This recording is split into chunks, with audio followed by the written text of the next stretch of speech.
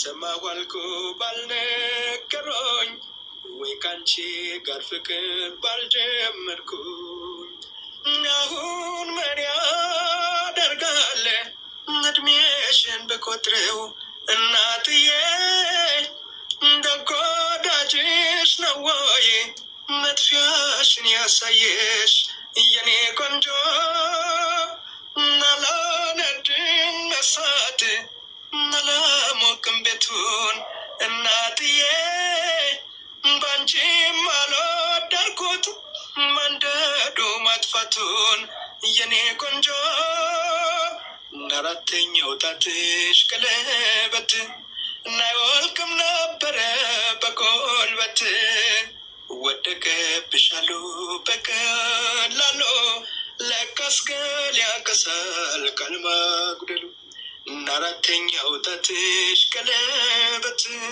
እናይወልቅም ነበረ በጎልበት ወደቀብሻሉ በቀላሉ ለካስ ገል ያከሳል ቃል መጉደሉ ጎዳናው ጎዳናው ጎዳናው ጎዳናው መንገድ አንድም የሚጠላ ያመጣል አንድም የሚወደድ አንድም የሚጠላ